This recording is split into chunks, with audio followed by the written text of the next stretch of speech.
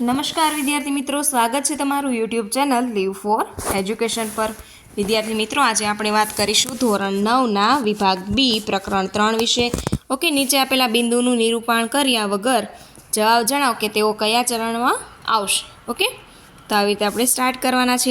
વિકાસલક્ષી છે પરીક્ષાલક્ષી વિકાસ અસાઇનમેન્ટ છે, અસાઇનમેન્ટ સોલ્યુશન છે। વિદ્યાર્થી મિત્રો, ફરી એકવાર જણાવી દઈએ, પેપર સોલ્યુશન નહીં પરંતુ કયા સોલ્યુશન?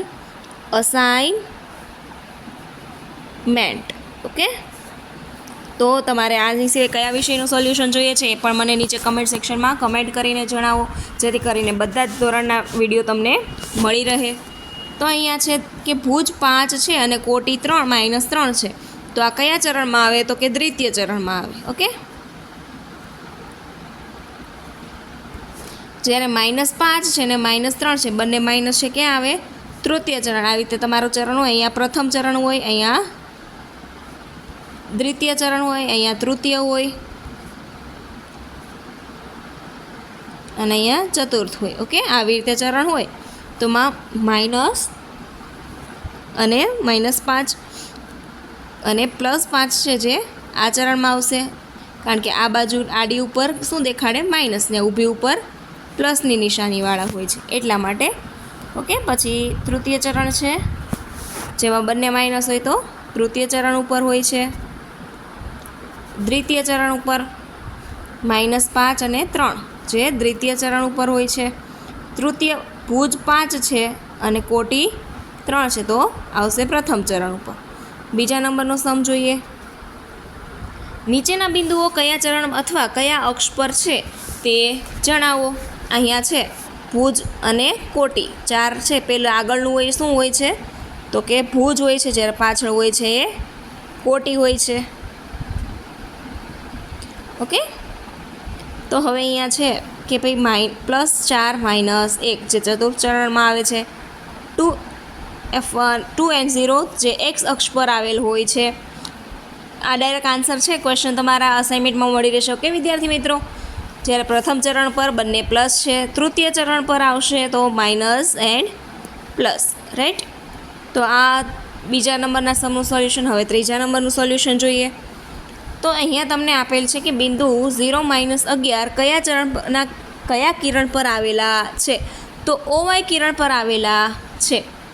હવે m <0 અને n <0 હોય તો બિંદુ m અને n કયા ચરણમાં હોય છે? m માઇનસ અને n કેવું? પ્લસ, તો -x અને y તો માઇનસ પ્લસ, તો માઇનસ પ્લસ ક્યાં આવે? દ્વિતીય ચરણમાં, રાઈટ। હવે 4 નંબર, અહીંયા આપેલ છે તમને સમક્ષિતિજ રેખા, તો કે x અક્ષને સમક્ષિતિજ રેખા કહેવાય। શિરોલંબ કોને કહેવાય? તો કે y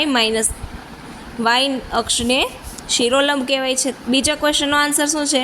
ચરણ અથવા પદ। ફરીવાર વિદ્યાર્થી મિત્રો, તમને ક્વેશ્ચન છે એ તમારા અસાઇનમેન્ટમાં હશે। આઈ હોપ તમારી પાસે ક્વેશ્ચન હશે। ઓકે વિદ્યાર્થી મિત્રો, જો ના હોય તો મને નીચે કમેન્ટ સેક્શનમાં કમેન્ટ કરો, જેથી કરીને હું તમને અસાઇનમેન્ટ સોલ્યુશન કરાવીશ। વિદ્યાર્થી મિત્રો, આ તમારા અસાઇનમેન્ટ સોલ્યુશન છે, અથવા જો તમારે આ સિવાય નમૂનાના પ્રશ્નપત્ર સ્વરૂપે જોવું હોય તો એ પેપર સોલ્યુશન પણ મારી ચેનલ પર તમને વહેલામાં વહેલા મળી રહેશે। તો ચેનલ પર નવા હોય, ચેનલને ફર્સ્ટ ટાઈમ વિઝિટ કરો છો તો ચેનલને શું કરી રાખો? લાઇક, શેર એન્ડ સબસ્ક્રાઈબ કરીને નોટિફિકેશન બેલ આઇકન જરૂરથી પ્રેસ કરો। હવે 5 નંબરનો સમ જોઈએ આગળ। A, B, C અને D, તો A - B, C - D આમ આપેલું છે તમને। ઓકે, તો કરવાનું છે કે અહીંયા ABCD એ ચતુર્થ ચરણમાં આવે છે, તો એ રીતે આપણે શું કરવાનું? નિશાની પ્રમાણે મૂકી દેવાના છે। 5 -3 -3 આ બંને માઇનસ છે, કાઉન્સ બધામાં હટાવી દઈએ। ઓકે, આ બંને કેવા છે? અહીંયા માઇનસ કેવા થઈ જશે? પ્લસ, એટલા માટે પ્લસ કરેલા છે, રાઈટ। તો માઇનસ પ્લસ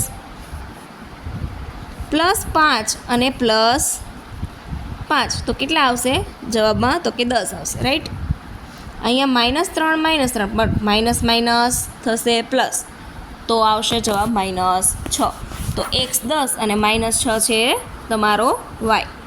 ઓકે, આગળ 6 નંબરનો ક્વેશ્ચન જોઈએ। હવે 2x-3 y+3 તથા x+7 2y-2 એ સમાન બિંદુ હોય તો 2x-3 બરાબર x+7 -x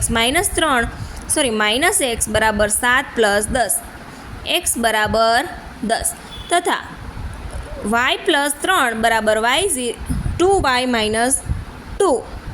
- 2y બરાબર -2 - 3 અહીંયા y માઇનસ છે, બંને સાઈડ ઉડી ગયા, રાઈટ. તો મતલબ આ કેવી રીતે બનશે? Plus Y. અહીંયા વિદ્યાર્થી મિત્રો એક વાય કેવી રીતે વધ્યો? તો અહીંયા પ્લસ વાય છે અને અહીંયા માઇનસ વાય, પ્લસ માઇનસ. હવે અહીંયા 2y છે, 2yમાંથી 1y માઇનસ થાય તો શું વધે? તો કે એક જ વાય વધે. ઓકે, એટલા માટે. અને મોટાની નિશાની તો મોટું શું છે? માઇનસ છે. એટલે માઇનસ બંને બાજુ ઉડી ગયા, તો y બરાબર તમારો આન્સર 5, રાઈટ. હવે x બરાબર 10 અને y બરાબર 5 મળ્યા. આવી રીતે 7 નંબરનો સમ જોઈએ. તો વિદ્યાર્થી મિત્રો ફરી એકવાર જણાવી દઈએ, ચેનલ પર નવા હોય, ચેનલને ફર્સ્ટ ટાઈમ વિઝિટ કરો છો તો ચેનલને લાઇક, શેર અને સબસ્ક્રાઈબ કરી રાખો તથા નોટિફિકેશન બેલ આઇકનને જરૂરથી પ્રેસ કરો. ચલો, તો હવે અહીંયા 7 નંબર. કિરણ OY અને કિરણ OXથી સીમિત પ્રદેશને ચતુર્થ ચરણ કહેવાય છે. 8 અને 8 -8 અને 8ને જોડતી રેખા એક અક્ષને સમાંતર હોય છે. વિદ્યાર્થી મિત્રો ફરી એકવાર અહીંયા તમને ડાયરેક્ટ આન્સર જ આપું છું. ક્વેશ્ચન તમારે ક્વેશ્ચન બેંકમાંથી જોઈ લેવાના છે, તમારા અસાઇનમેન્ટ બુકમાંથી. ખૂણાનું માપ 90 ડિગ્રી હોય છે, એ ઋણ સંખ્યા હશે. ઓકે, આ 8 નંબર. તો વિદ્યાર્થી મિત્રો અહીંયા તમારું ધોરણ સ્ટાન્ડર્ડ 9 વિકાસ પરીક્ષાલક્ષી અસાઇનમેન્ટનું આપણે સોલ્યુશન ચેપ્ટર નંબર 3નું કમ્પ્લીટ કર્યું. આવી રીતે તમને ચેપ્ટર નંબર 4, 6 બધાનું સોલ્યુશન મારા ચેનલ પર મળી રહેશે, બધા વિભાગો સહિત તમને મળી રહેશે. તો તમારે ચેનલને શું કરવાની છે? તો કે સબસ્ક્રાઈબ કરી રાખવાની છે, નોટિફિકેશન બેલ આઇકનને પ્રેસ કરી રાખવાની છે, જેથી કરીને બધી અપડેટ તમને પહેલાં મળી રહે. તો તમે વિદ્યાર્થી મિત્રો સ્ક્રીનશોટ લઈને પણ આના આન્સર લખી શકો છો, પરંતુ તમારે આ પીડીએફમાં કોપી કરવાની નથી. Okay,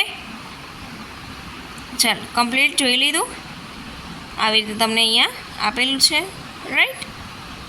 8 number complete.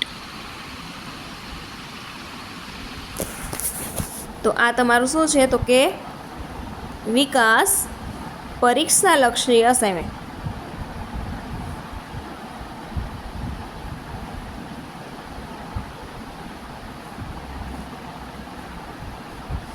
આ સિવાય જે ધોરણનું જે વિષયનું જોઈએ તો ચેનલને નીચે કમેન્ટ બોક્સમાં જરૂરથી જણાવો, જેથી કરીને તમને મળી રહે પહેલાં જ.